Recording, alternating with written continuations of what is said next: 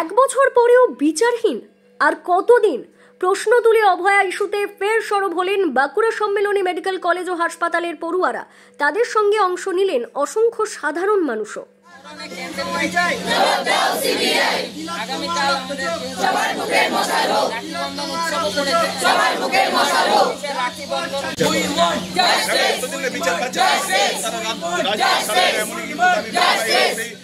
শুক্রবার সন্ধ্যায় Sammilani medical college ও হাসপাতালের প্রোটেস্ট সাইটে দিদি অভয়ার প্রতীকী ছবির সামনে মোমবাতি জ্বালিয়ে শ্রদ্ধা নিবেদনের পাশাপাশি 1 মিনিট নীরবতা পালন ও ওই ঘটনায় যুক্তদের খুঁজে বের করে দৃষ্টান্তমূলক শাস্তির দাবিতেও স্লোগান দিতে থাকেন তারা।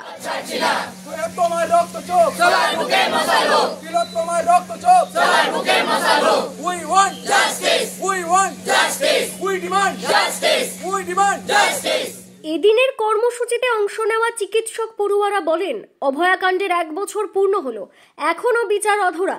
আমরা মনে করি মাত্র একজনের পক্ষে ওই নারকীয় ঘটনা ঘটানো অসম্ভব। বাকিদের খুঁজে বের করে শাস্তির ব্যবস্থা করতে হবে।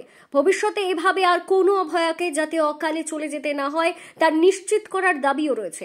একই সঙ্গে আগামীকাল বাঁকুড়াতে তাদের উদ্যোগে ইস্যুতে দ্রোহের রাখি বন্ধন সহ একাধিক কর্মসূচি রয়েছে বলেও তারা জানান।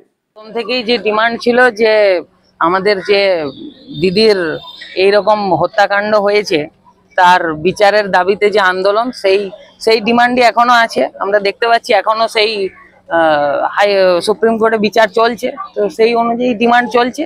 আর আমাদের আজকের 1 বছর পূর্তির যে 1 বছর হত্যাকাণ্ডের যে হওয়ার পর যে আন্দোলনের জন্য যে আমরা যে মোটামুটি যে কর্মসূচি করছি, যে এখানে মোটামুটি দিদির স্মরণে আমরা ক্যান্ডেল লাইটিং করছি আজকে।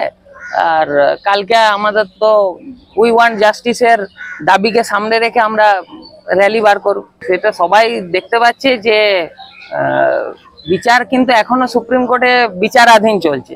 তাই বিচার সম্পূর্ণ হয়েছে এটা সবাই জানে, দেখতেই পাচ্ছে।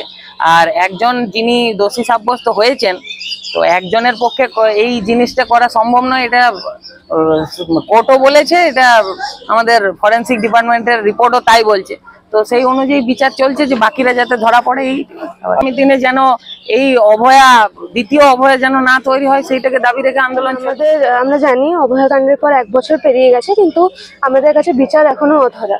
তাই আমরা আজ প্রোটেস্ট সাইট, আমাদের বাঁকুড়া সম্মেলনী মেডিকেল কলেজের প্রোটেস্ট সাইটে আজ ক্যান্ডেল লাইটিং করছি এবং আমাদের পরবর্তী কালকেও অনেক কর্মসূচি আছে, যেরকম রাখি বন্ধন কর্মসূচি, দ্রোহের রাখি বন্ধন, আর বাকি র্যালি এসব আছে।